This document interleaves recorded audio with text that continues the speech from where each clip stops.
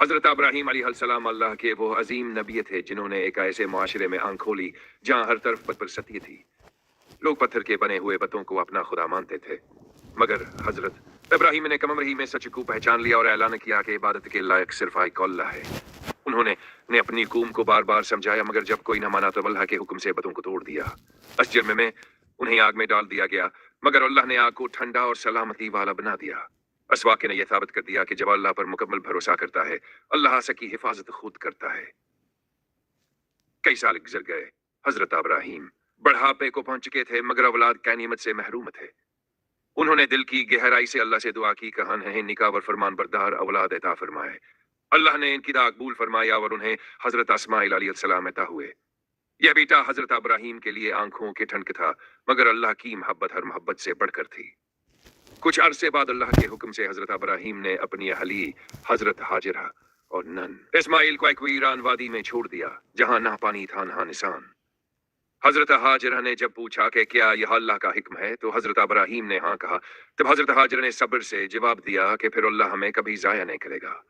वक्त गुजरता गया, पानी खत्म हो गया और नन्हे इस्माइल प्यासे से बेचैन होने लगे। हजरत हाजिरा पानी की तलाश में सफा और मरवा के दरमियान दौड़े। इनका दिल घबरा रहा था, मगर अल्लाह पर यकीन कायम था। इस यकीन के नतीजे में अल्लाह ने हजरत इस्माइल के कदमों के नीचे से जमजम का चश्मा जारी कर दिया, जो आज तक दुनिया के लिए रहमत बना हुआ है। इस वाक़े ने साबित किया कि जब इंसान अल्लाह पर मुकम्मल भरोसा करता है तो मदद ऐसे रास्ते से आती है जिसका तसव्वुर भी नहीं होता। कई बरस बाद हजरत इस्माइल अलैहिस्सलाम जवान हो गए और अपने वालिद के सच्चे मददगार बन गए। इन्हीं दिनों हजरत इब्राहीम ने ख्वाब में देखा, कहो अपने प्यारे बेटे को अल्लाह की राह में कुर्बान कर रहे हैं। चूंकि नबी का ख्वाब वही होता है, इसलिए यह अल्लाह का हिकमत था। हजरत इब्राहीम ने नहायत मोहब्बत और नरमी से यह ख्वाब अपने बेटे को बताया। हजरत इस्माइल ने एक लम्हे के लिए बयान न किया, बल्कि फरमाया, कहा बाजान, जो कमाल अल्लाह ने दिया है वो पूरा कीजिए, इंशाअल्लाह आप मुझे सब्र करने वालों में पाएंगे। यह बाप बेटे दोनों के ईमान की इंतहा थी।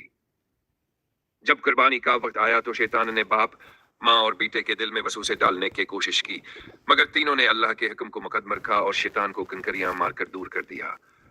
हजरत इब्राहीम ने अपने बेटे को पेशानी के बल लटाया और छड़ी चलाई, मगर अल्लाह ने हजरत इस्माइल को बचा लिया और की जन्नत से एकदम बहा भेज दिया। अल्लाह ने ऐलान फरमाया, कहा इब्राहीम, तुमने हमारा हुक्म चाकर दिखाया। इस तरह ही वाज़ेह हो गया कि अल्लाह निशान से जान नहीं मांगता, बल्कि दिल की फरमानबरदारी देखता है।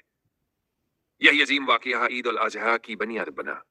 ईद उल अज़हा हमें यह सबक देती है कि कुर्बानी सिर्फ जानवर ज़बह करने का नाम नहीं, बल्कि अपनी ख्वाहिशात, गरूर, गस्सा और नाफरमानी को अल्लाह की रज़ा पर कुर्बान करना असल कुर्बानी है। अगर हमारा दिल अल्लाह के हुक्म के आगे झुक जाए तो हमारी छोटी सी कुर्बानी भी कबूल हो जाती है।